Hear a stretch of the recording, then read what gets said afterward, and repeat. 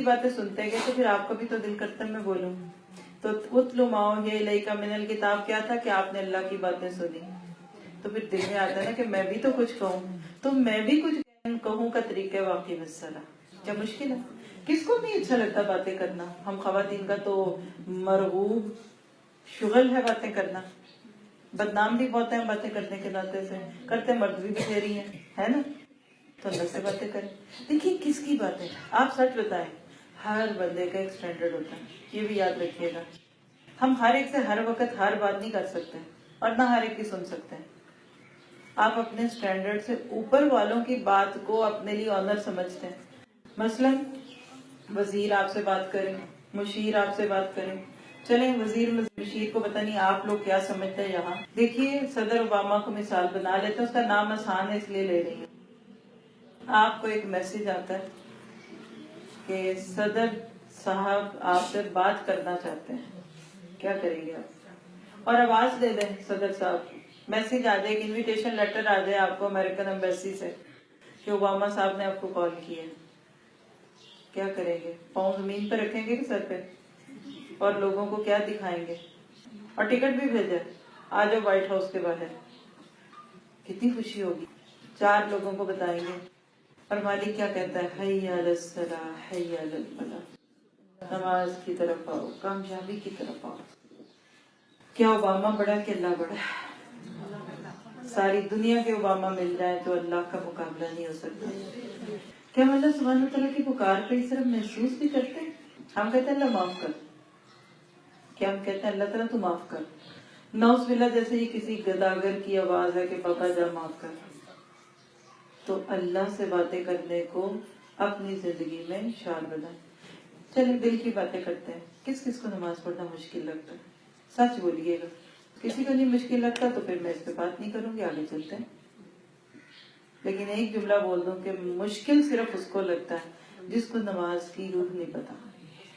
اللہ سے دوستی ہوگی نا تو نماز آسان ہوگی. سب سے پسندیدہ کام ہے اپنی پیاری دوست سے باتیں کرنا, بیسٹ فرینڈ, فاسٹ فرینڈ, جس سے دل بھی ملا ہو.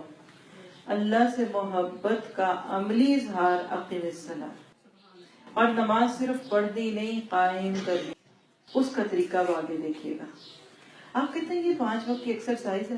آپ دیکھیں کوئی نان مسلم ہے, آپ کو نماز پڑھتے دیکھے اور اس کو نہیں پتا کہ یہ اسلام کا ریچول ہے کہ نہیں ہے, دور کھڑا آپ کو دیکھ رہا ہے, اور پھر پوچھے کوئی کیا کر رہے ہو, کہ آپ کو ایکسرسائز کر رہے تھے.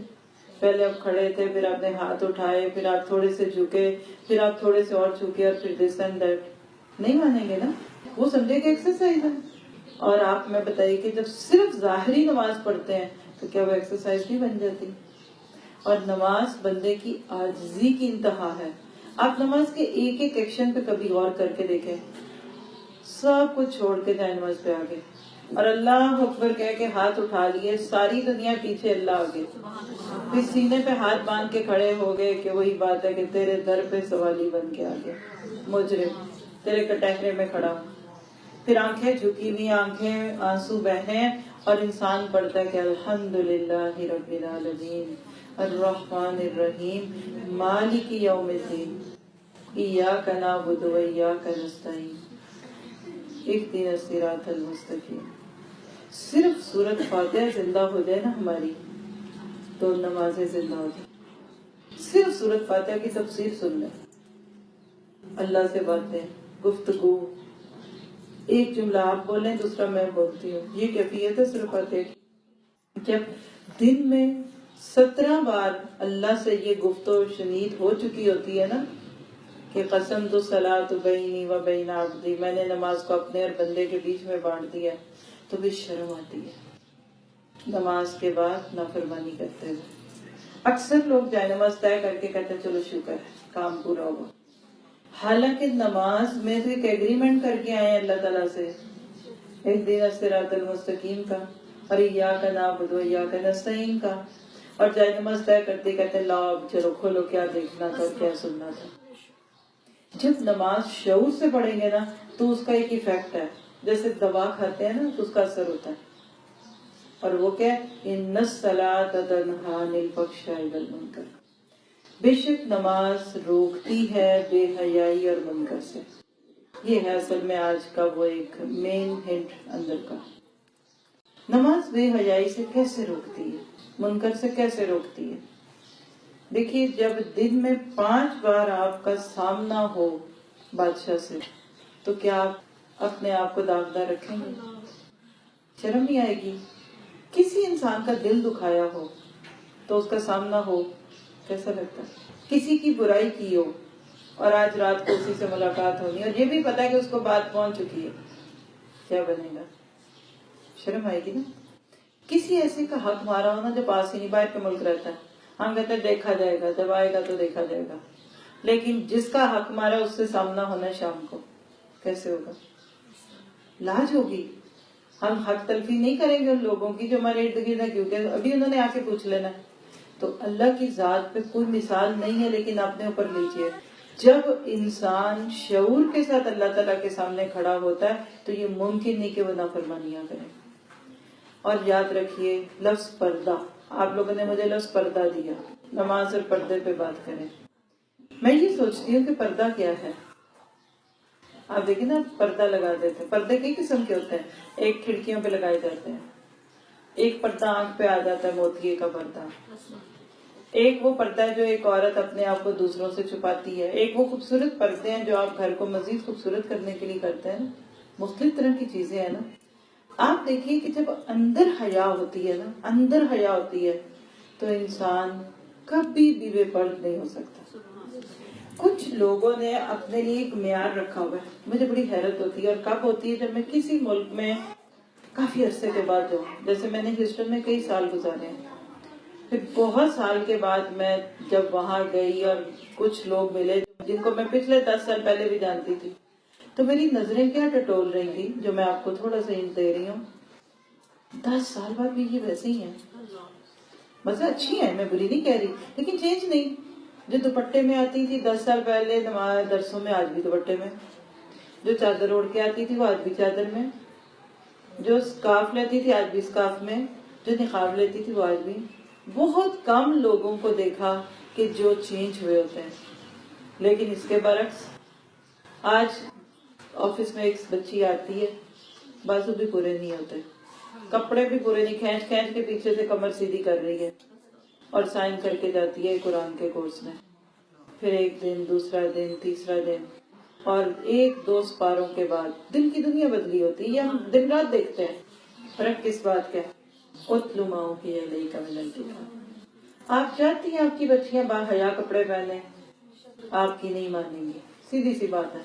ابا سے ڈرا لیں, چند دن ڈریں گی, پھر ان سے بھی منہ ماری کریں گی. کسی دیندار کے ہاتھ میں کوئی جادو کی چھڑی نہیں جو آپ کی بچیوں کے کپڑے باحیا کر دے. یہ چھڑی ان کے اندر لائے گی کب؟ جب ان کو خود اس چیز کا احساس ہوگا کہ ہمارے رب نے ہمیں کس بات کا حکم دیا. اپنے بچوں کو, اپنی بچیوں کو زندہ نمازوں اور زندہ قرآن کے ساتھ جوڑ دیں, خود بخود حیا آ جائے گی. اور اللہ کے نبی نے فرمایا کہ جب تمہارے اندر حیا کی کمی ہو جائے تو جو دل چاہے وہ کر لو. آج ایسے ہی ہو رہا. سچ بتائیں, اپنے اوپر لیتے ہیں. ہم مسلمان ہیں نا. میں سعودی عرب کی بات نہیں کر رہی. مجھے نہیں پتا کہ وہاں جتنا حجاب اور نقاب ہے وہ کسی کی چوائس ہے یا ہمیں کچھ کہنے کی ضرورت نہیں, لیکن الحمدللہ وہاں جا کے دل تو خوش ہو ہی جاتا ہے. لوگ کہتے ہیں اندر بہت گندے کپڑے پہنتے ہیں, تو آپ کیوں اندر ان کو دیکھ رہے ہیں؟ باہر کے کپڑوں کے اندر ہم سب نے کچھ پہننا ہوتا ہے, تو کوئی دوسروں کو کہتے ہیں کہ وہ دیکھو, نہیں دیکھ کہتے نا. باہر کیا پہن کے نکلتے ہیں؟